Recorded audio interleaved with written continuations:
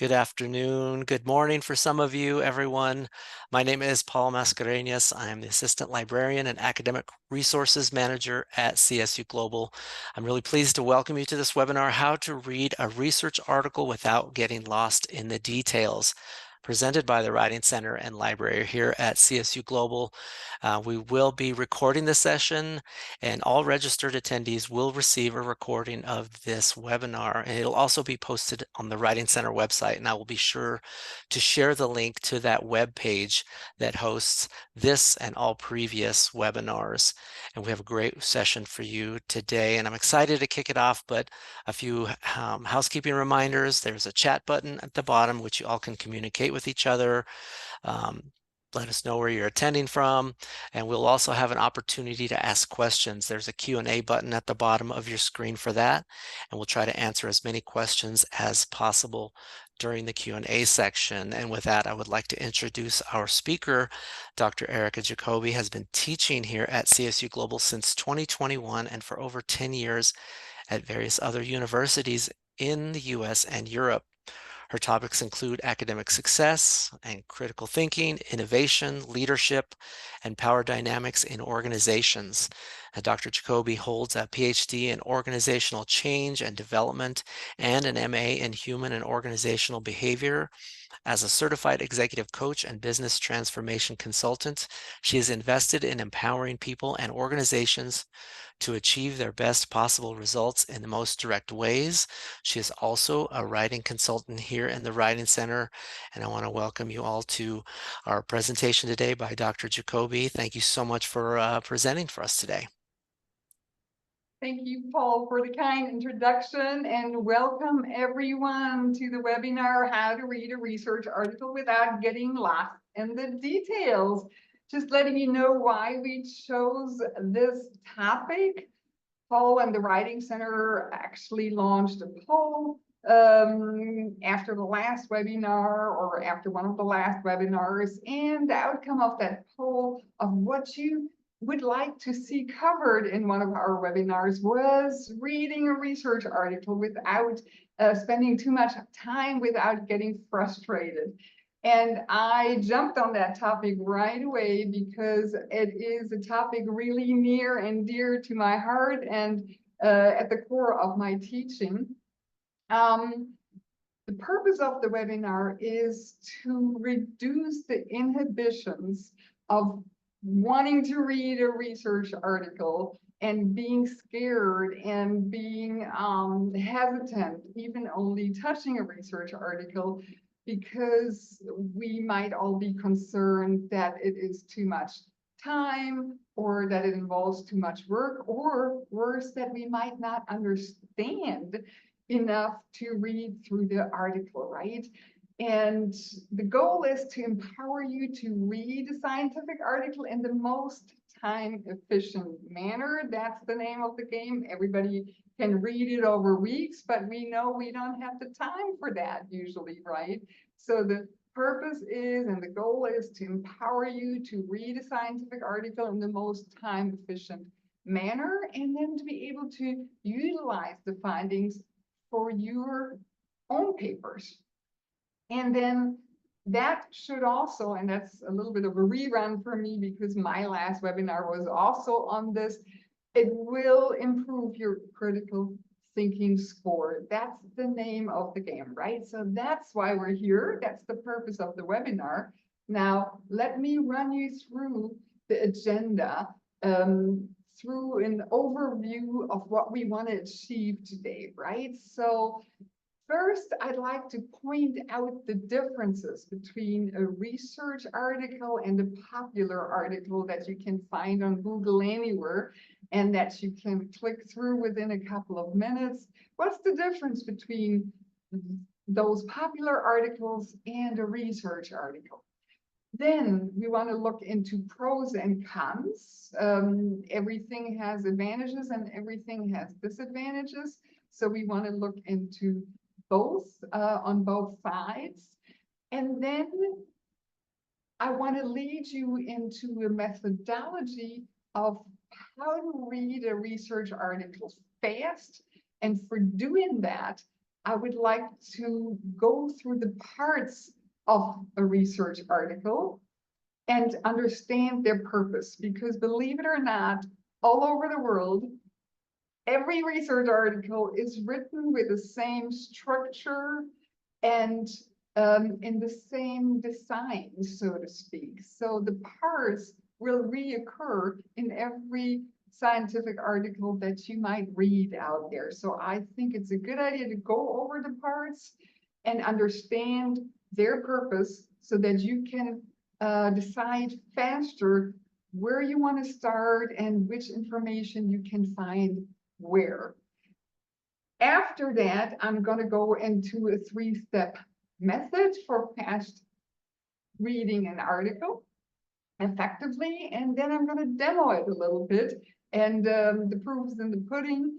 Can we do this here live on air, so to speak, together? I'm going to first demo it so that you see how to recognize those parts, so that you can see, am I getting enough information out of this like this or not, right? And then after that, once we've seen how to go about the methodology in a little demo, then we want to go and practice this together and go through a new article together, utilizing the methodology and going through the steps together. And that time, it's not going to be a demo on my part. That next step is going to be you are showcasing your newly acquired skills and you're leading me through this so that I know we can do this together.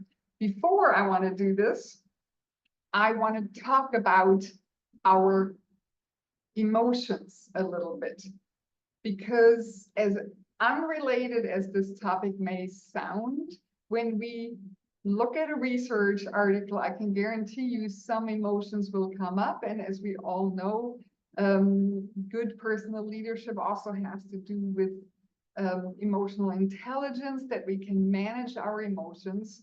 So if we don't learn to deal with our emotions will manage us. So before we practice, let's also dive into some fears that we might have and how we can transform them. And then practice, practice, practice, and then the quick summary, and then the promised Q&A. But foreshadowing, this is supposed to be a very interactive webinar, so you can use the chat. Paul will read out the chat, will guide us through his facilitation of the chat room.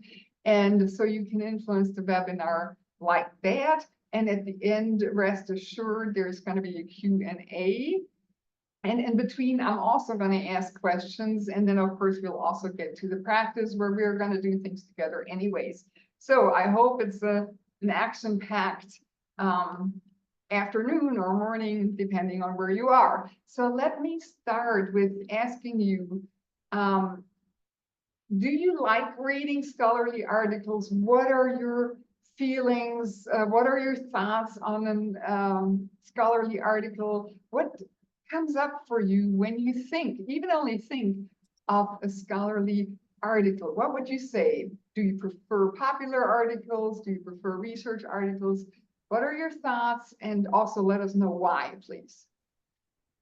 And the chat should be open for everybody if you wanted to respond to the question. I know for me, every time I'm tasked with something to do or think of something initiative or something, I immediately think of scholarly research. I want evidence and support.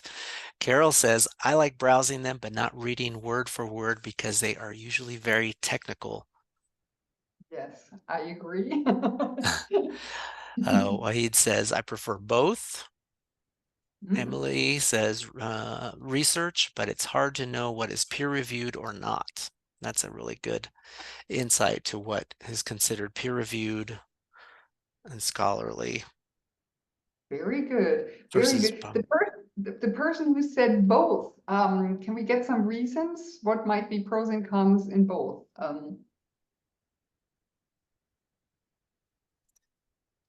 Not wanting to put anybody on the spot, but did they mention any reasons? Nothing yet. Yeah. Alice, Alice says, depends on the topic. Sometimes articles show you information from research articles and presents them in a manner that's easy to read. That is also true, yes. So maybe we can even use them side by side to understand, right? That's wonderful. That's wonderful. I don't know whether I can quickly answer the peer-reviewed question. So a good way of understanding whether an article is peer-reviewed or not is in our library. There is a little checkbox where we can toggle it on and say peer-reviewed, and then it will only produce search results of peer-reviewed articles. Um, just a little bit about how peer-reviewed works, right? That really makes it a scholarly article is someone conducted research and the research process goes through a very, very rigorous process. Then before it gets published, there is another rigorous process, and that is the peer-reviewed, double-blind peer-reviewed process where two people read the article. They don't know the author, they don't know the study, and then they understand, they assess the article and say, this is rigorous enough for it to be published, right? And only if the two reviewers have the same thumbs up, then it gets published, right? So it's an extremely rigorous process, which cannot be said about all popular articles, right? So we're diving right into the next topic, which is what's the difference between research articles and popular articles, and what might pros and cons be?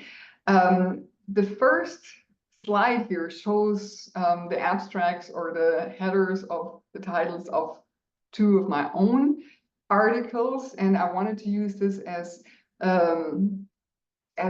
showing some differences, because a lot of my students say, I have my trusted resource, right? And that could be an outlet like, I don't know, the New York Times or Forbes, or it could be a person like Dr. Jacoby sounds like someone we could trust, right? And although we're now talking about myself, I would urge you, don't. Just don't trust. There is no such a thing. There is no such thing as a trusted resource. You know, critical thinking means we don't want to trust. We want to see rigor, right? So here we have on the left side an academic double-blind peer-reviewed article implementing a holographic organization design, the case of Gabo MI. Very proud of that paper, very proud of the entire project.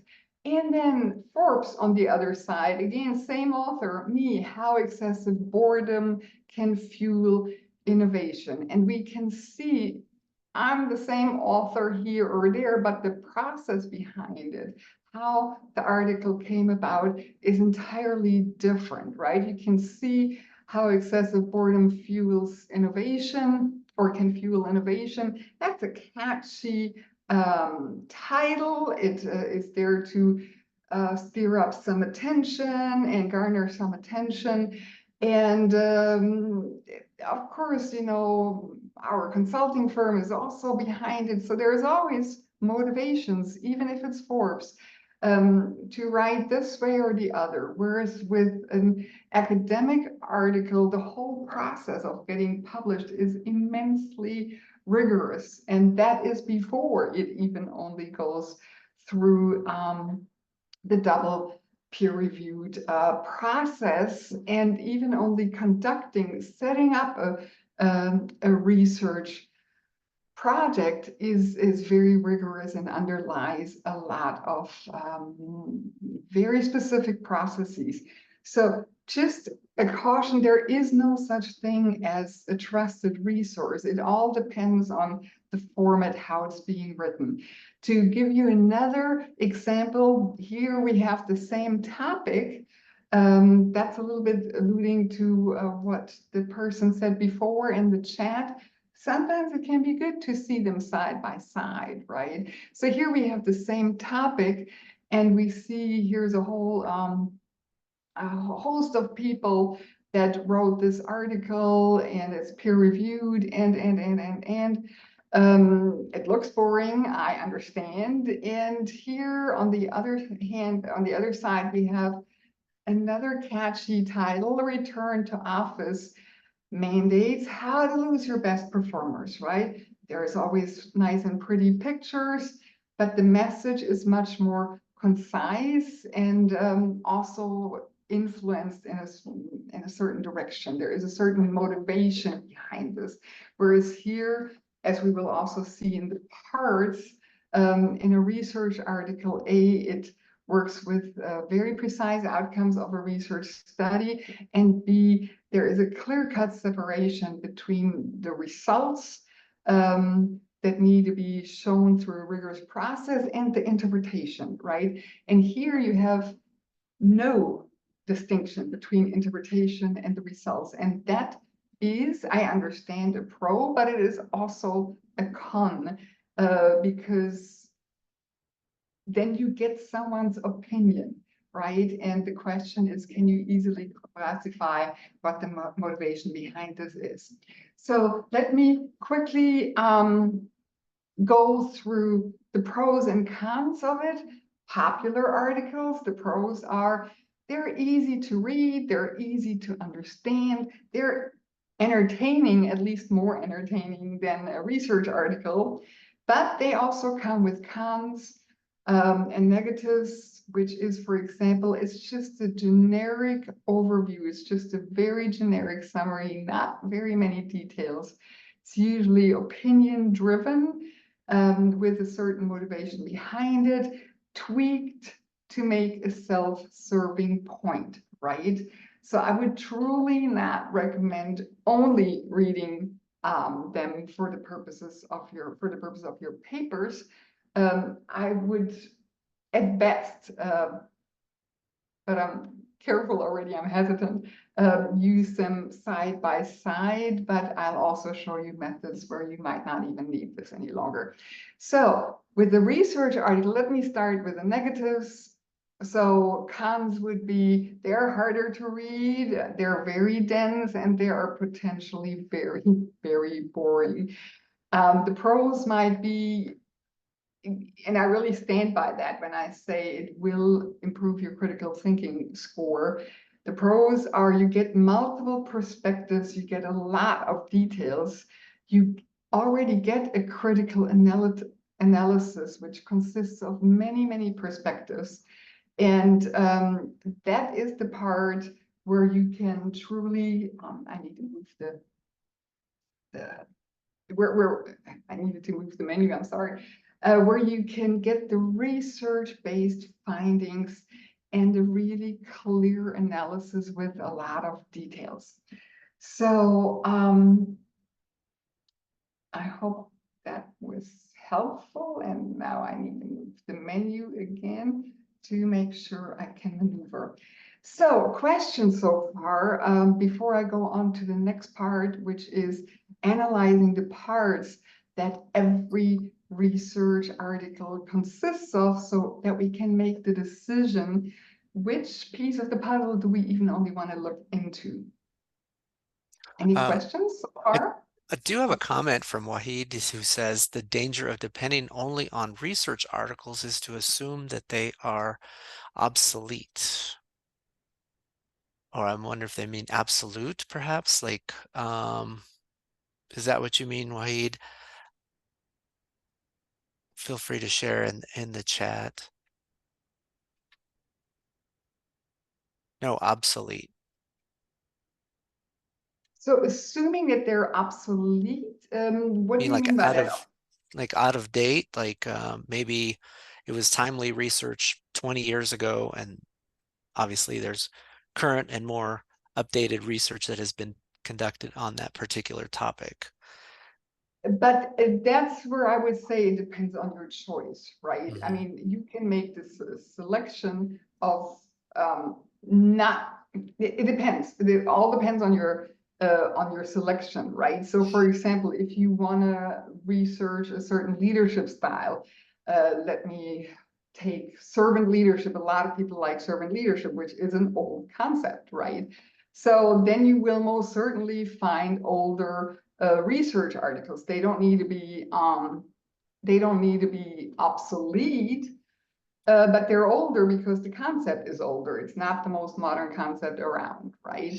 But if you want to look at return to office policies, there will be very, very new research articles around. And then I would also always suggest to use the more modern ones, right?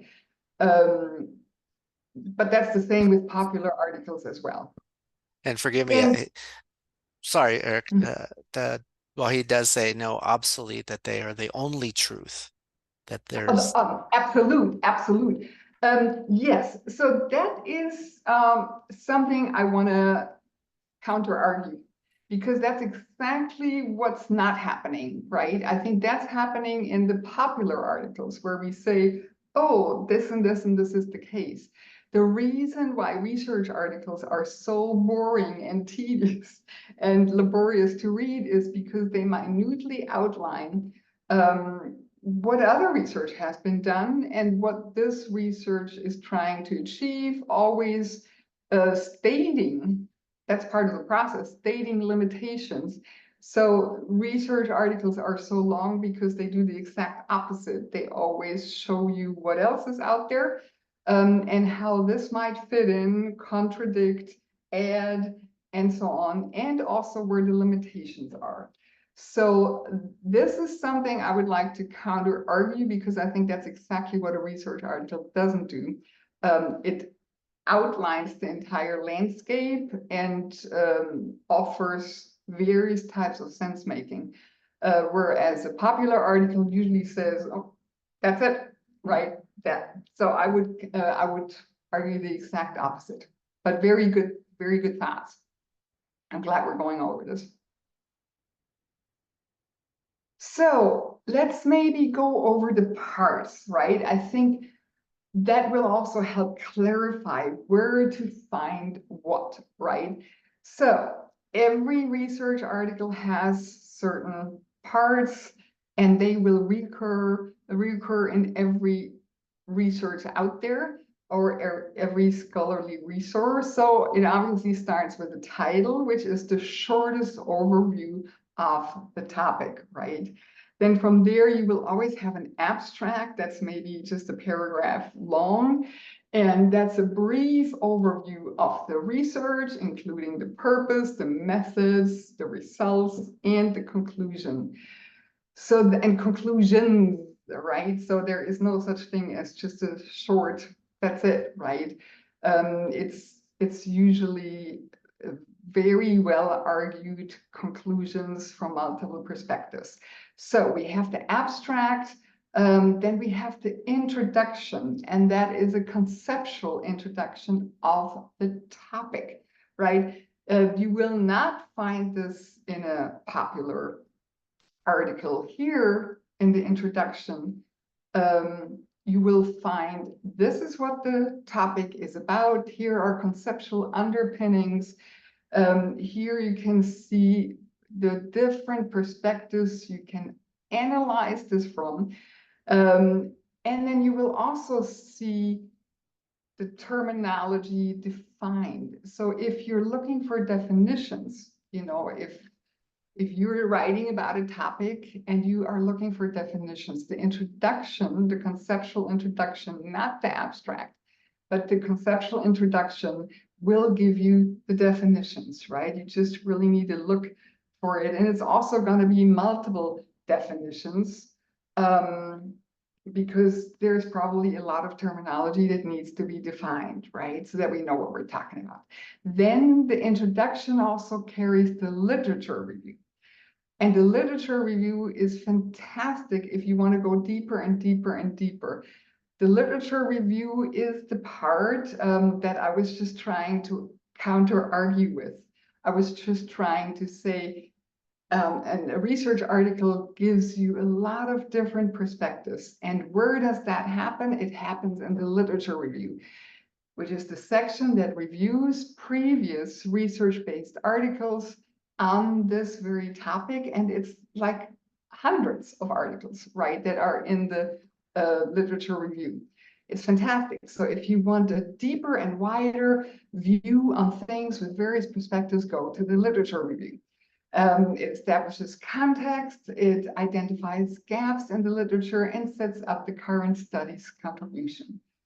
You will also find the definitions as mentioned, and that leads us to the next part, which is always there if it was research. You will find the methods and the approach. How do we even only arrive at our kind of thinking? How did we arrive at the results? How was the study set up, right? So you will find the approach outlined, for example, quantitative or qualitative.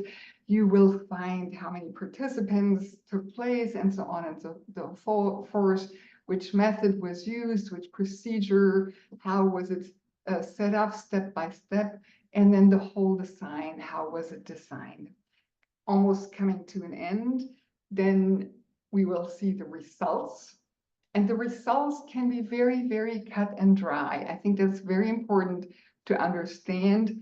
The results will give you a relatively unbiased form of, we conducted this study with these steps, and these are the results. This is the findings, right? And it could be an analysis, it could be tables, it could be figures. You might find them in the appendix. It might be answers that people have given, and so on and so forth. The fun starts, the added on perspectives, they start in the discussion. That's the interpretation. And the most important thing to know about a scholarly article is that it always separates the results from the discussion. There's always here are the naked results, and then the discussion is, here's the interpretation. This is how we interpret it. And even in the interpretation, we're taking various different scenarios into consideration. And it relates the findings back to the hypotheses and so on and so forth. And then the end is the conclusion, which is the summary of the main findings and their significance, including a conclusion of what to make out of the findings, right? So that might be, if it were a management report or a consultant report, that might be the equivalent of maybe some thoughts of advice or, yeah, of really, this is what we conclude. But of course, it's interpretive again as well, right? But it underlies a lot of details. Then the references, which is the reference list, which is a long list, often double-digit long, page-long list of the resources that were used and that we have referred to in the article. Yeah, so far, so good. So questions. And then after that, my question would be, knowing the parts now a little bit better, how would you go about fast reading an article? But maybe you have some questions regarding the parts. Thank you, Dr. Jacoby. If anybody would like to enter into the chat, any questions, maybe not a question, but maybe a comment about conclusions. Is that where also you would find kind of recommendations that you had mentioned, you know, as transparent as the researchers try to be in research articles, maybe where there is additional research needed on this topic, or like you had said, sometimes there's limitations in the research. Would that be found in the conclusions as well? Absolutely. So it's limitations, pointing them out is essential. And they can also be in the conclusion. This is what we covered. These are the recommendations or the findings we are taking away. And here are even our suggestions of what other research needs to be done, right? Many of us are studying social sciences, right? So leadership. So I want to compare this to, for example, biology or super out of my league here, but I still think it's comparable, right? So let's say you ran a study on out of my league cancer. Do tomatoes, can tomatoes cause cancer, right? Then the question is, how on earth would you ever go about it? And then you would have the introduction, you would have, this is how we did this, the methodology, the literature review, because I suppose there have been thousands of studies on, does this cause cancer, does this cause cancer, under which conditions, and so on. And then in the end, to come back to Paul's question, you would conclude something. Like, according to our study, a certain amount of tomatoes out of my league, again, just as an example, might be cancerous under the following conditions. Further research needs to investigate other conditions so that we can continue to tackle that enormously dangerous and life-threatening disease, right? So I always think it becomes very clear if we compare it to research articles that are structured in the exact same way, just from a different field, right? Mm. Not sure whether that answers your question, but Absolutely, try. absolutely. It does. Thank you very much. It does. And it kind of leaves a door open for other researchers to, if they're wondering, what should I research upon this topic? Well, they know there's maybe some, additional need for research on this particular area of that topic by going to the conclusion by going to that area. Um, Thank you for that very much. That does answer my question. And I do have a comment from Carol, who says, I tend to read the abstract, then intro, then conclusion. And if I want to take a deeper dive, I go back and skim the methodology. That is her approach to reading the Very research good. Can you article. repeat that maybe? That's Yeah. fantastic. So she starts with reading the abstract, then intro, then conclusion. Then, if I Very want to take a deeper dive, go back to and skim the methodology. Yes, I think that's already the first message, right? Do not read an article word for word. You're literally going to get lost in translation, but go about it in other ways. So that's exactly the method I would also suggest. Slightly different, maybe.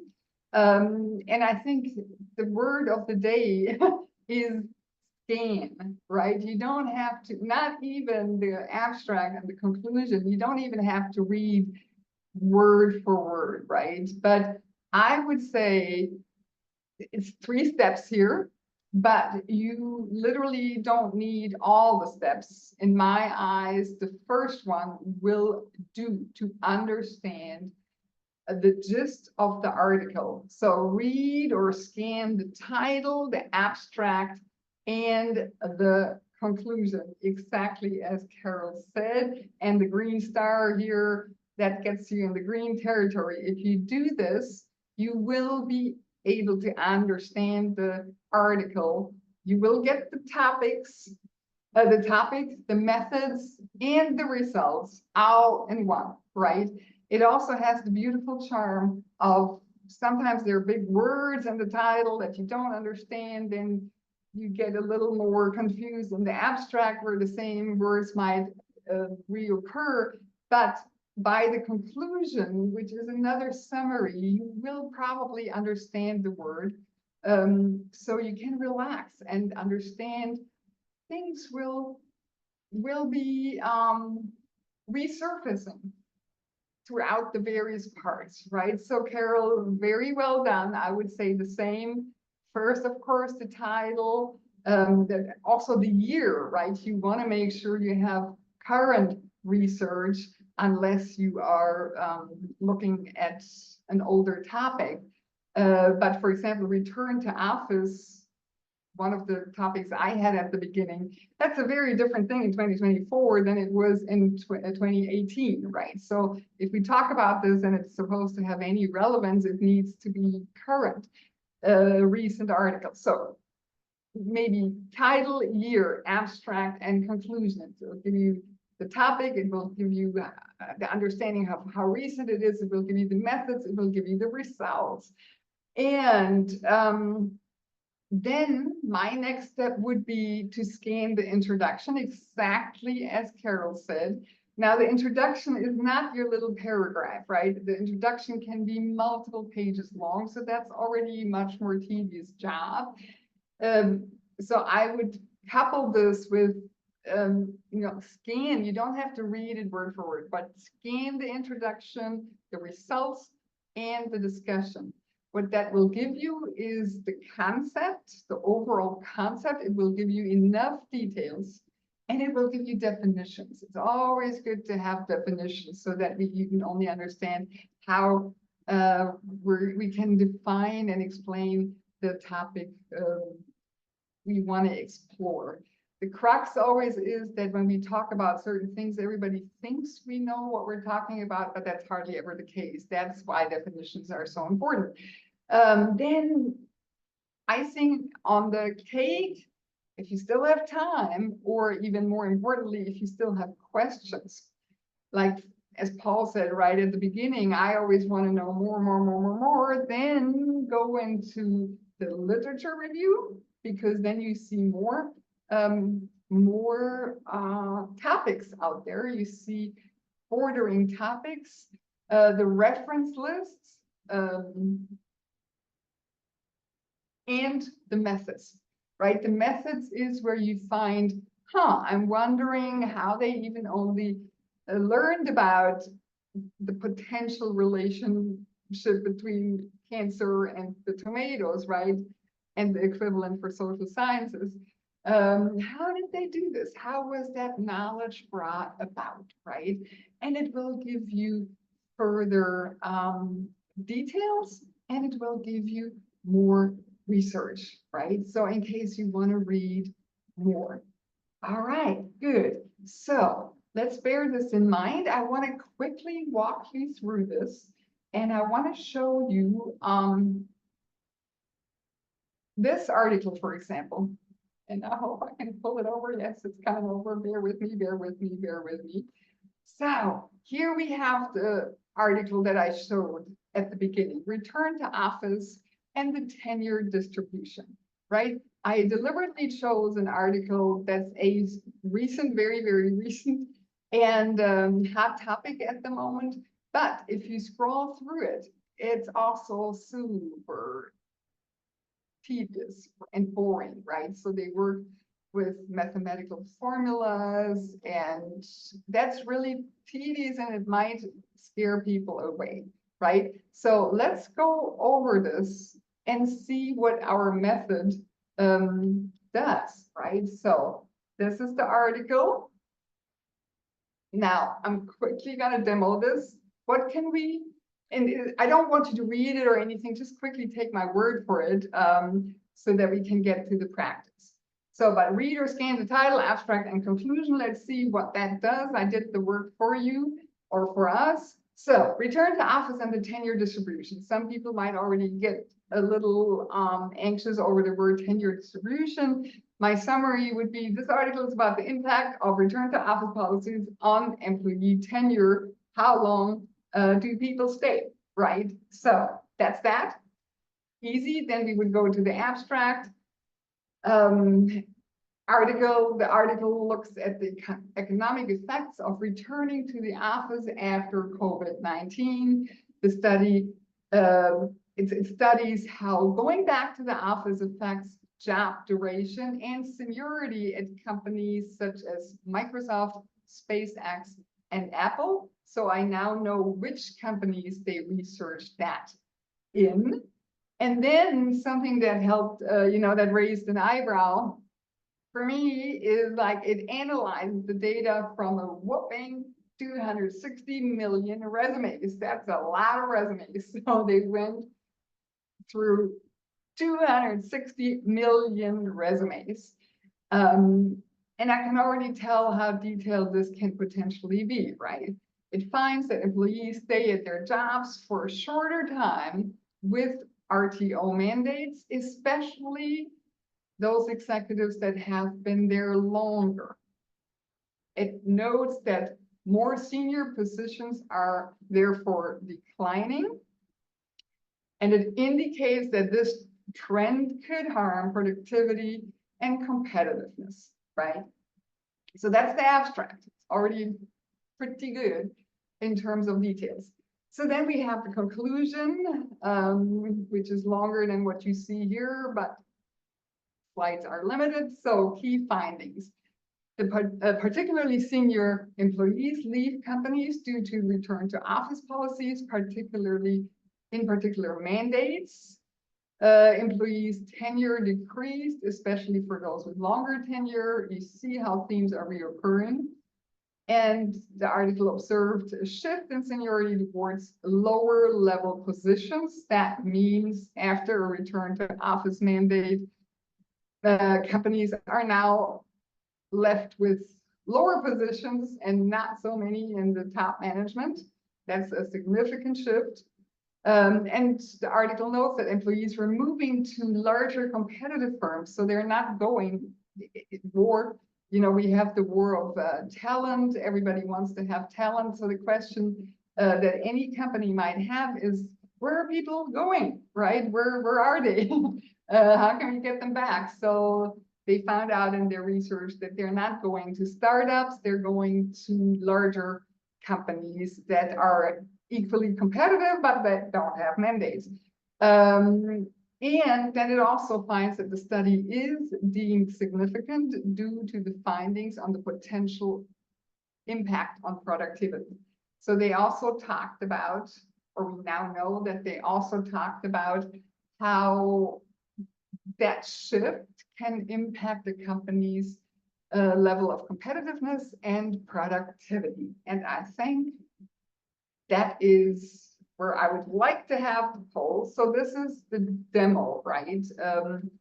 From these 3 steps that Carol, also said might be a good way of proceeding. Do you already feel like you're getting the gist of the article? And on a scale from 1 to 10, how would you rate the level of detail you have already received from fast reading this? And do you still feel intimidated, should that have been the case in the first place? Paul, can you So maybe run the poll? I could Unless definitely launch the first question is if you feel you're already getting the gist of this article. And answers are coming in for the first question. We've already got 100%.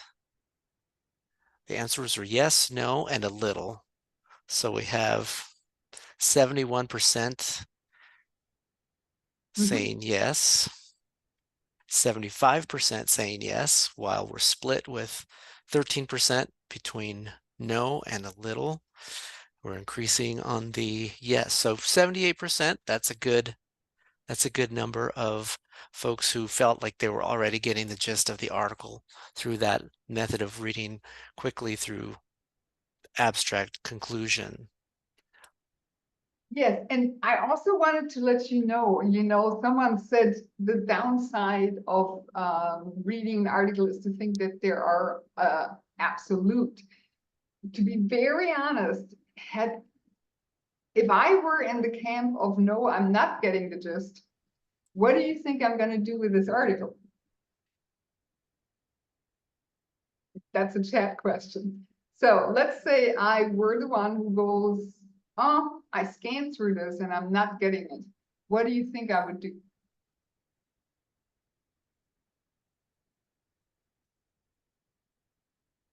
Skip it and look for another.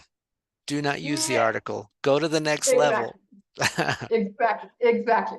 So if I really think this is the only article on this planet about this topic, then I might feel so inclined to dig deeper, since I know from a vast experience that that is hardly ever the case. I will just go like, I'm sorry, it wasn't in the title, it wasn't in the abstract, it wasn't in the conclusion. I'm not going to spend my time on this. That is also going into the emotion section later on. That's the difference between thinking my life depends on this or not. It doesn't, right? So it's one option. There's others. So I'm very glad it wasn't all 100%. And I have a So question, one more sure, question really quick, Dr. Jacoby. Can AI help to detect the gist of an article? it most certainly can. Absolutely, right? So an issue, so short answer, yes, absolutely. That's why the technology was created, right? So I can tell you, if you feed AI with an entire article, it's going to come out with very little detail, and it might go wrong, right? So there's different, maybe a topic for another webinar, there's different approaches to how to use AI intelligently, cleverly, and most importantly, by the rules. So yes, AI can summarize an article. It does not always have to be correct. And that is the case, I can vouch for 100%. You do that a number of times to see how good AI is. The more often you do this, the more you will see that the longer the text is, the more issues you will have with accuracy, simple accuracy. So what you might get from AI is not 100%, might not be 100% correct. And the issue is that you don't know exactly, is it correct, is it not correct? But it can help you understand an article. So for example, if you wanted to put the abstract, let's say there is a lot of words in there that you don't understand, you put the abstract in, the results are most likely to be going to be decent, and you might be able to understand it. I can tell you what's simply not allowed. If you then take that text and put it in your paper, then you're going to trigger a case, period. Right? So clear-cut answer, yes. It has tremendous limitations. It doesn't need to be correct all the time. And the text output that it creates cannot be used for papers. And in case you think, oh, how will CSU Global know? A, we have technology, and B, I don't think that a single professor needs technology. There is very often simply not enough detail in those summaries, and it has nothing to do with a human lens on critical thinking, which is what we're after, right? So yes, it can help, but it has tremendous limitations. Um, Thank you very much for but, that. but coming back to the purpose of the webinar is I want us all to get to the point where we handle technology and where we don't rely on technology. And I want us to get to the point where we can freely decide whether we want to get the results from technology or whether we want to learn from reading the article, right? And even reading it faster. So it's about enablement, it's about empowerment. And the copy and paste technique is just not advisable. It will trigger a case, right? But most of all, it will not help you get the gist of the article in that way if you leave it there, right? All right, very good. So now let me quickly go over this some more. I want to go into the introduction, results, and discussion real quickly. So here we see, if you want to go further now, right? If you want to get a gist of the entire topic, right? There were people that said, I'm interested, but I do not exactly get it just yet. So then in the introduction, you will find, since the World Health Organization officially declared an end to COVID and so on. So here you get a lot more details, and you get a lot of other articles as well. And they will put things into context for you already, right? So that's the beauty. You will get a lot of other research. Even if you don't like this one, you can go to the introduction or the reference list or the the literature review and see what's what other research is out there. And if, for example, if your paper instructions say use 5 academic research article or academic articles, then here is the way to look, right? Here's the place to look. You see all of them are relatively recent. You can go over them and have a better understanding, right? I see, if I'm not mistaken, that we're actually really hitting the top of the hour really shortly. So I'm gonna go over this real quickly. So here we have some more numbers. As of June 2023, 75% of tech companies and 28 of all US companies remain flexible and so on. So you will get a lot more details. You will see more literature here that you can dive into. You can then go to the results where it's even more specific. And they will tell you where they went and why and so on. You can also hop from with the results from title, subtitle to subtitle. And then the discussion will give you an interpretation. And you see here that they also, for example, refer to Microsoft literature because that was one of the companies they researched. I want to show you the literature review. Because the literature review, that would be the third step, right? Where you see one article after the other. So the beauty of a literature review, little alert. So it doesn't always say literature review, right? So it sometimes comes disguised as follows. Our paper contributes to several branches of the literature. That's your signal. Now we're discussing the literature. And then you see, like, for example, I just pulled these out. Ding and Ma said this and this. Fentries said this and this. Ferrero et al. Found 40% of all employees would find new jobs under RTO mandates. Unispace found RTO mandates led to retention issues and loss of key staff. So if you want to weave in other articles into your paper, this is where you can find them. And the beauty is that it will already synthesize the results of those studies. So you can beautifully work with that and save even more time. And then you can do the same with the literature review, where you can just scan for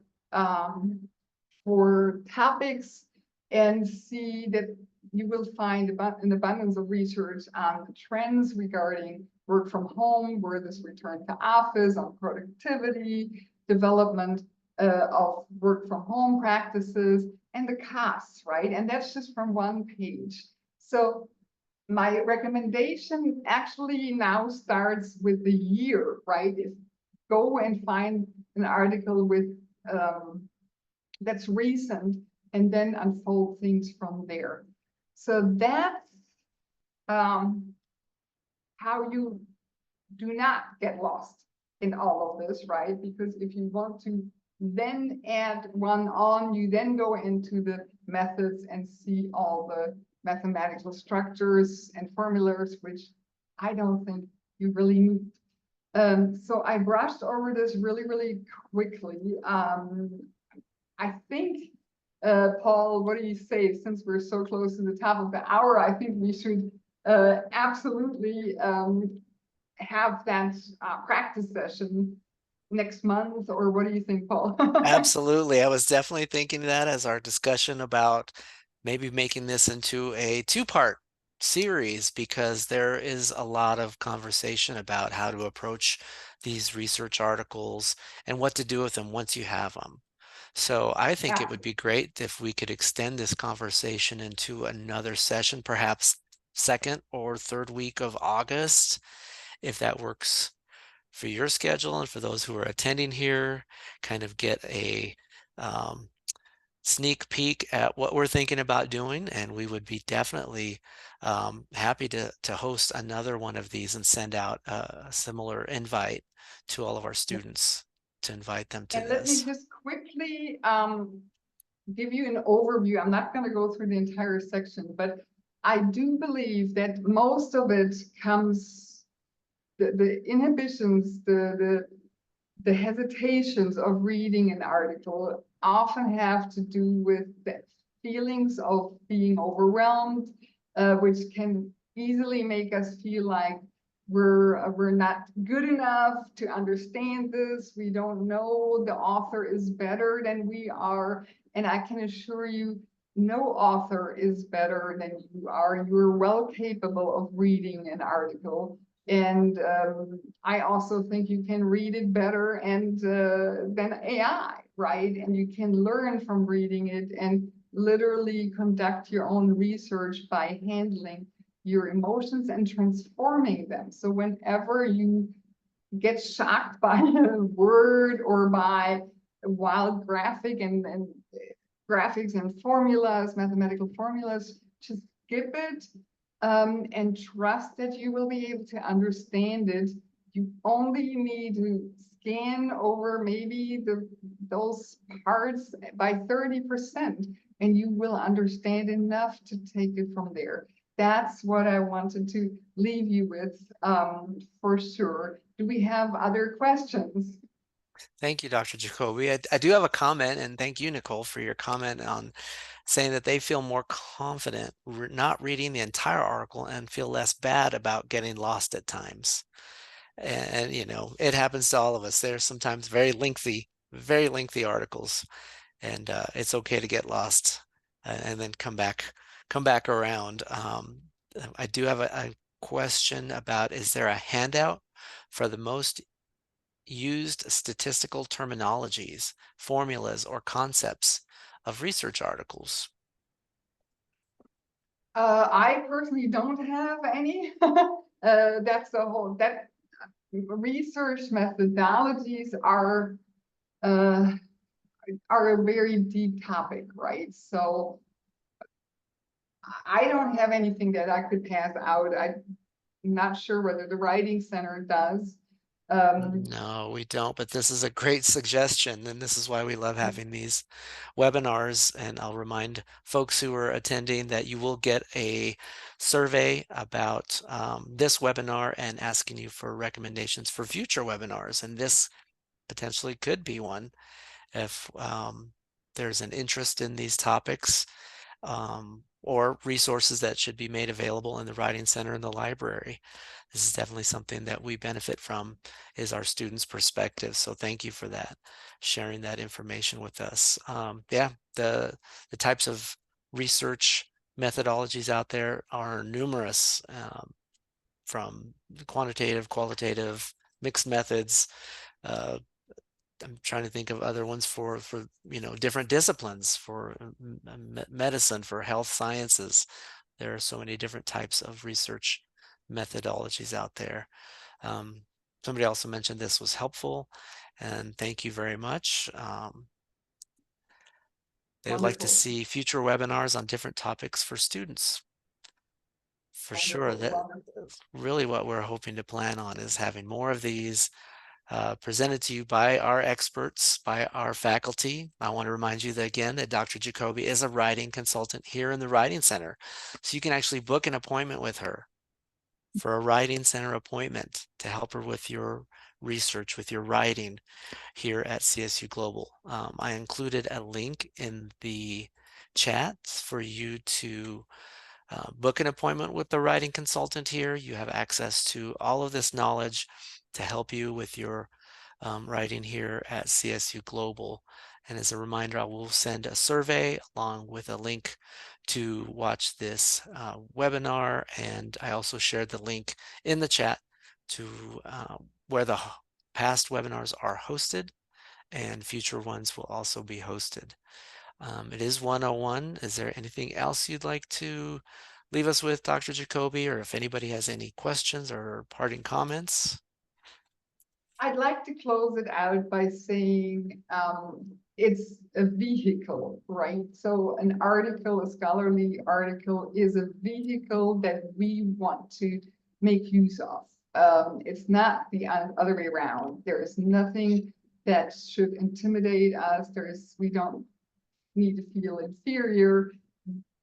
We try to take out of it what's useful, and we try to get a good understanding of what's out there, see things from various sides, but we're not trying to slavishly lip read what an author was trying to say. So I hope the session helped a little bit in understanding that research articles are vehicles that we can use to succeed in our own papers. Thank you so much, Dr. Jacoby. I know when I was starting school again, if I would have watched this webinar back then, it would have saved me a lot of stress and grief. I'm sure a lot of students may be feeling the same way to know how to approach scholarly communication between researchers, and this has definitely been a benefit. Thank you so much for your time and your expertise. And we look forward to our next session. We'll keep folks posted as we uh, decide on a date and share that information with you all. And folks are chatting that they are really appreciative, and thank you has definitely helped me to understand better. And we look forward to hosting you all back in August soon. Thank you so much. Wonderful. Thank you Take so care much all. for having me. See you all soon. All right. Bye-bye. Bye.